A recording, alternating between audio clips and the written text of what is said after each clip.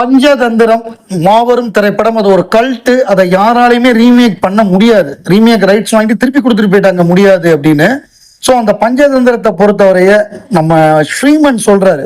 அந்த ஸ்ரீமன் அந்த படத்தை பொறுத்தவரைய அந்த 5 பேருமே பெரிய ஆட்கள். அந்த 5 பேர்ல வந்து நம்ம உலகநாயகன் கமல்ஹாசன் ஒரு பக்கம், அடுத்தது ஜெயராம் மலையாளத்துல பெரிய ஆளு, கன்னடத்துல ரமேஷ் அரவிந்த் பெரிய ஆளு, யூகி சேது ஆல்ரெடி நல்ல அறிமுகமானவர். ஆனா இதுலயே பெரிய அளவு எஸ்டாப்ளிஷ் ஆகாத ஆள் அப்படின்னா அது ஸ்ரீமன் தான்.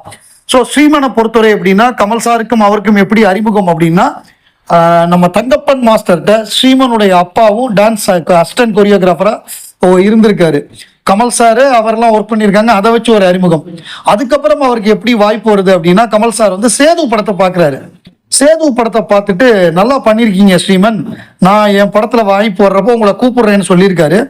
பம்மல் சம்பந்தம் படம் எடுக்கும் பொழுது ஸ்னேகாவோட அண்ணனா ஒரு கேரக்டர். அதுல எப்படின்னா, இவர் ஒரு கிஃப்ட் பாக்ஸ் வாங்கிட்டு வருவாரு. வாங்கிட்டு வந்துட்டு அந்த இவங்க தப்பிச்சு போயிடுற மாதிரி, ஸ்னேகா வந்து தப்பிச்சு ஒரு கல்யாணத்துக்கு வந்திருப்பாரு, தப்பிச்சு போற மாதிரி ஒரு சீனு.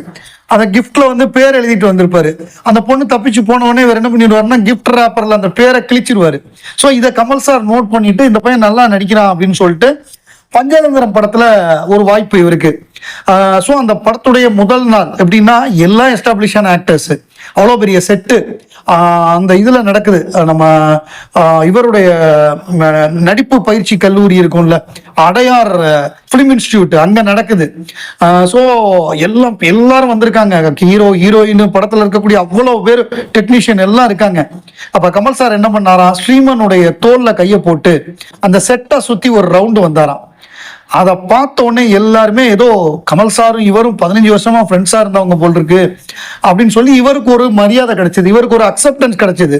ஆனா கமல் சார் என்ன சொன்னாரா, நீங்க நல்லா பண்றீங்க, என்னென்ன நடிக்கணுமோ நீங்க நடிச்சிருங்க, எது வேண்டாம் வேணுங்கிறத அவங்க முடிவு பண்ணிப்பாங்க, நீங்க இவரெல்லாம் பெரிய பெரிய ஆள்லாம் இருக்காங்க, நம்ம எப்படி பண்றதுன்னு பயந்துராதீங்க அப்படின்னு சொல்லி தோல்ல கையை போட்டு அவர் அப்படியே கூல் ஆக்கிட்டாராம். மற்றவங்களுக்குலாம் எப்படின்னா, நம்ம வந்து இவர் ஜூனியர்னு நினைப்போம், பட் இவர் கமல் சாரே இவரோட போறாரா, அப்ப இவர் வந்து திறமையான ஆள் தான் போல் இருக்கு, இல்லைன்னா எப்படி கமல் சார் வந்து இவரோட தோல் மேல கை போட்டு இப்படி பேசிட்டு போவாரு எல்லாரும் முன்னாடியும் அப்படின்னு சொல்லி எல்லாருமே அக்செப்ட் பண்ண ஆரம்பிச்சிட்டாங்களாம். அதுக்கப்புறம் இவருக்கு ஒரு மரியாதை கிடைச்சதான், நம்மளும் அந்த 5 பேர்ல ஒரு ஆளு, நமக்கும் நானும் ஈக்குவலான ஆளுங்கிற ஒரு மரியாதை கிடைச்சதுதான். ஸோ கமல் சாருக்கும் என்றென்றும் அந்த மூமெண்ட்டை மறக்கவே முடியாது.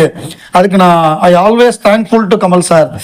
ஒரு நடிகனை எப்படி வந்து சாதாரண நிலைமைக்கு கொண்டு வர்றது, அவன் பயந்துகிட்டு இருப்பான், பயப்படாத நானும் உன்ன மாதிரி தான் அப்படிங்கிறதுல கமலுக்கு நிகர் கமல் தான்.